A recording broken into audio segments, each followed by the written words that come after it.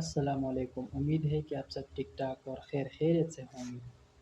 آج کا میرا جو ویڈیو ہے وہ ہے ڈینگی وائرس کے بارے میں۔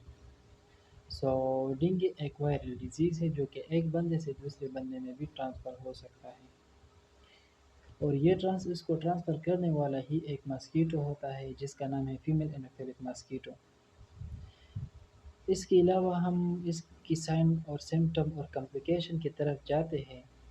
سائن سمٹم اور کمپلیکیشن پڑھنے کے بعد ہمیں یہ پتہ لگ سکتا ہے کہ ایک آدمی کو یہ ڈینگی وائرس ہے یا نہیں، اور اس کے علاوہ سائن سمٹم سے ہمیں یہ بھی ڈیسائیڈ کر سکتے ہیں کہ اس آدمی کو گھر پہ رکھنا ہے یا ہاسپٹل کے لیے لے جانا ہے۔ تو سب سے پہلا فیز جو آتا ہے وہ ہے ایکیوٹ فیبرائل فیز، جس میں ایسا ہوتا ہے کہ بندے کا زیادہ بخار ہوتا ہے، بہت زیادہ سیویئر بخار ہو، اس کے علاوہ سخت سر درد ہو، وہ بھی آنکھ کے پیچھے سخت سر درد، اور مسل کا سخت پین ہو، اور سکین پر بھی ایک ریشز اپیئر ہو جاتا ہے۔ اس کی یوریا سٹیج 2 سے 7 دن تک ہوتا ہے۔ اس کے علاوہ اگر ایک بندہ ایکیوٹ فیبرائل فیز میں ریکور نہ ہو جائے اور اس کا ٹمپریچر کنٹینیو زیادہ ہو تو وہ کرٹیکل فیز میں چلا جاتا ہے۔ کرٹیکل فیز میں کچھ اس طرح ہوتا ہے کہ یہ پلازما لیک ہو جاتا ہے، جو بلڈ ویسل ہے اس سے پلازما لیک ہو جاتا ہے اور وہ ایبڈومن میں اور لنگ میں جمع ہو جاتا ہے، جس کی وجہ سے سرکولیشن لو ہو جاتا ہے، بلڈ پریشر کم ہو جاتا ہے، پلس کم ہو جاتا ہے، اور آرگن کا ڈیمیج ہونے کا خطرہ بھی ہوتا ہے۔ اس کے بعد تھرڈ سٹیج ہے جس کو ہم ڈینگی شاک سائنڈروم بھی کہتے ہیں۔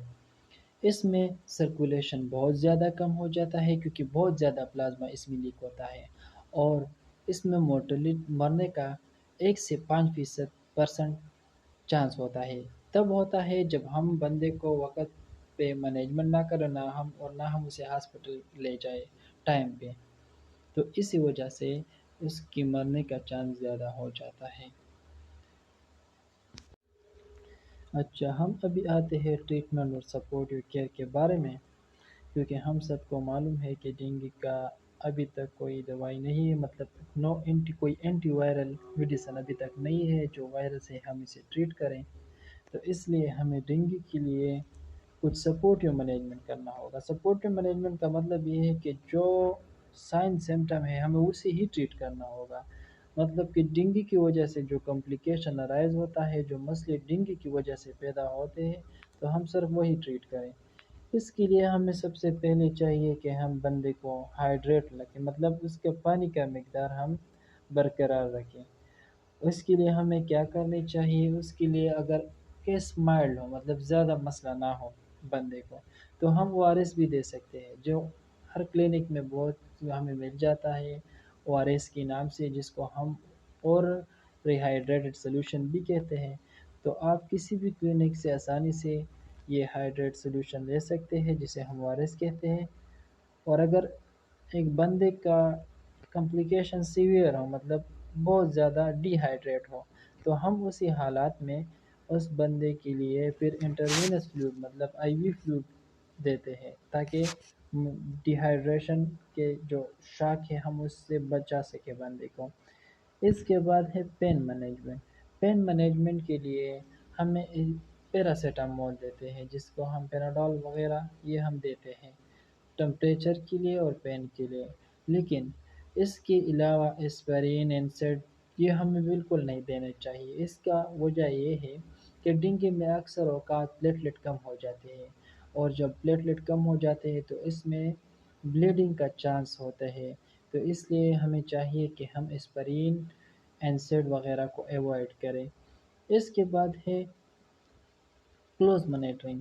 اگر ہم کو چاہیے کہ اکثر ہاسپٹل سائٹ پہ بھی بہت ضروری ہے، گھر پہ بھی ضروری ہے کہ ہمیں کلوز مانیٹر کریں، مطلب واٹل سائن پلیٹلیٹ کاؤنٹ کو ہم مانیٹر کریں کہ زیادہ ہے یا کم ہے، جس کے ذریعے ہم ڈینگی کو پروگریس کو سمجھ سکے کہ یہ ڈینگی پروگریس سیویئر ہے یا مائلڈ ہے، تو مانیٹرنگ ضروری ہے۔ اس کے علاوہ ہمیں چاہیے کہ اس کی زیادہ تر ڈینگی میں لوگوں کو بھوک نہیں لگتا، تو چاہیے کہ اس کے لیے ایپیٹائزر بھی لکھے، ایپیٹائزر بھی دے، اور اس کے بعد اس کو بہت زیادہ پین ہوتا ہے، تو پین بھی ہمیں کنٹرول کرنا چاہیے۔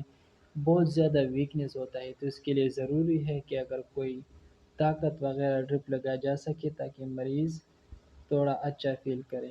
تو یہ سب ڈینگی کا سپورٹیو مینجمنٹ ہے، کیونکہ ڈینگی کا کوئی صحیح ٹریٹمنٹ نہیں ہے، تو اس لیے آپ کو چاہیے کہ مریض کا جو مسئلہ ہو، جو سائن سمٹم ہو، جو اس وقت مسئلہ رائز ہو جائے تو ہمیں اسی ہی ٹریٹ کریں۔ اچھا، ہم اب آتے ہیں ڈینگی کی پریونشن اور کنٹرول کے بارے میں۔ اگر ہم کنٹرول رکھے ڈینگی پہ اور ہم پریونشن کریں تو ہمیں بالکل ڈینگی لگ ہی نہیں سکتا، اگر لگ نہیں سکتا تو یہ سب سے اچھی بات ہے، کیونکہ ڈینگی کے بارے میں ہم نے بتایا ہی کہ ڈینگی کا ابھی تک کوئی اینٹی وائرل نہیں ہے، اس کا کوئی ٹریٹمنٹ نہیں ہے، ہمیں صرف سائن سمٹم کو ٹریٹ کرنا ہے۔ تو اس کے لیے اس کا کچھ ویکسین ہے جس کے ذریعے ہم اپنے آپ کو پروٹیکٹ کر سکتے ہیں۔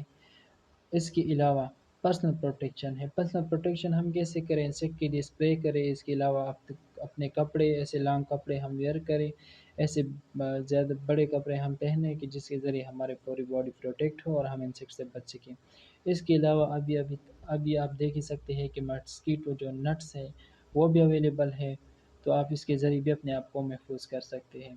اس کے علاوہ ویکٹر کنٹرول، ویکٹر مطلب وہ ماسکیٹو، ہم نے پہلے ہی بتایا کہ وہ فیمیل انوفیلک ماسکیٹو ہے جو ہے ایک بندے سے دوسرے بندے میں یہ وائرس ٹرانسفر کرتا ہے۔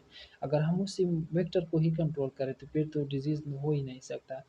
تو ویکٹر کو ہم کیسے کنٹرول سکتے ہیں؟ ہم سب کو معلوم ہے کہ یہ زیادہ تر انڈے صاف پانی میں دیتے ہیں، تو اگر ہم اب پانی کو کور کریں اور ماسکیٹو وہ اس تک اپروچ نہ کرے تو اس کے ذریعے بھی ہم ماسکیٹو کو ختم کر سکتے ہیں، جیسے کہ جو پراپر ویسٹ ڈسپوزل ہے، ہم جتنا بھی ویسٹ ہے ہم اسے پراپر ڈسپوز کریں، تو اس کے ذریعے بھی ہم ماسکیٹو کو کنٹرول کر سکتے ہیں۔